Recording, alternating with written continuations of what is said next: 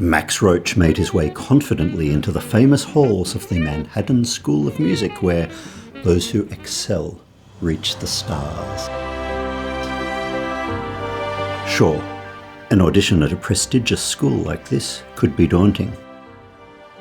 But Max Roach was at the top of the musical world, one of the kings of 52nd Street. Yet within an hour he was fleeing. Traumatized, humiliated by a bruising and dismissive encounter with the classical music elite.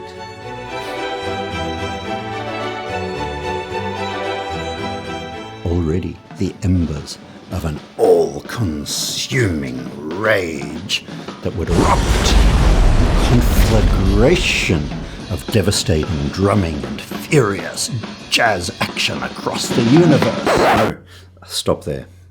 Enough. Cool story. That would have been outrageous if it had happened. Max Roach was a big star in the fabled 52nd Street jazz scene in New York City, playing what at that time was modern music, the jazz style that these days we know as bebop.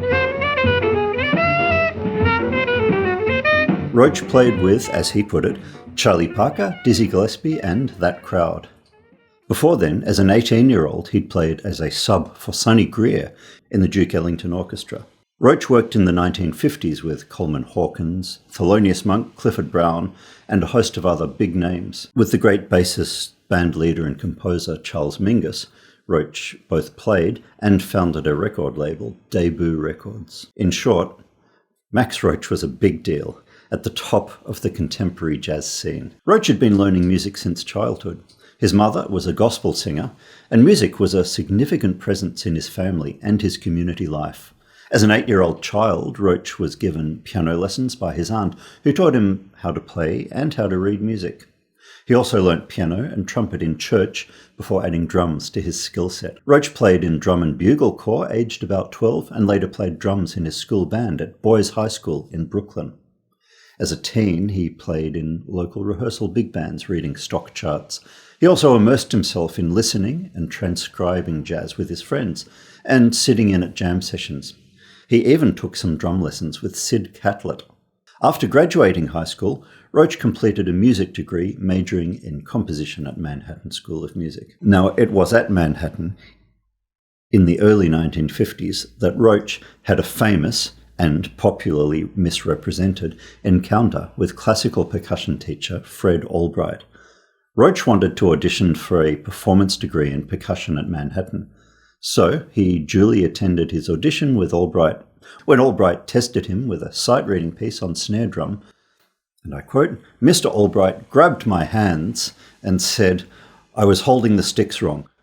My first reaction to hearing this story was maybe the same as yours. What the?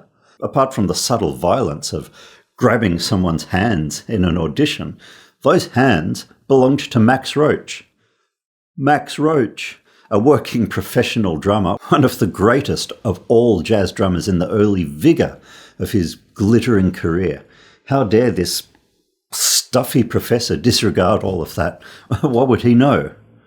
In traditional retellings of the story, that's where it ends. An indignant Roach walks away to resume his world-famous career back to the street that was his real university.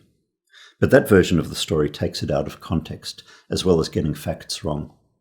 If that was all there is to it, it would be outrageous and a powerful example of an arrogant classical music professor disregarding and disrespecting the artistry of a jazz musician. A classic Eurocentric power play. Understanding this story and what Max Roach took from it is that context matters. Roach explained in a 1991 lecture that he realized that for him at the time, continuing in a classical music performance degree would have been a mistake, because the techniques and approaches needed for playing conventional classical percussion aren't the same as what's needed in jazz drumming. He said that the technique was totally different. He explained that when you study classical technique, it involves all kinds of techniques that you deal with so that you can get certain sounds and effects. He understood at the time that while those techniques might be useful for an orchestral percussionist, for him, already working as a professional on 52nd Street, It would have been a distraction and a waste of time. So he studied theory and composition instead. He never quit the institution. He just changed his focus to something more useful for him. Also, it wasn't as though Fred Albright, the professor in question, was necessarily some kind of enemy of jazz. He's best remembered today as the author of a couple of very widely used snare drum technique books.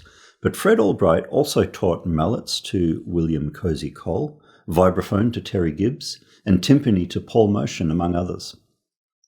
So when we look deeper, the story isn't so much about brutal cultural imperialism and institutional arrogance as it is about context. A disclaimer at this point: the quotes from Roach I'm citing come from a 1991 public clinic he presented in Macalester College in St. Paul, Minnesota. By that time, he'd already been awarded an honorary doctorate by Manhattan School of Music, and he was working in academia. He was a professor at the University of Massachusetts, Amherst.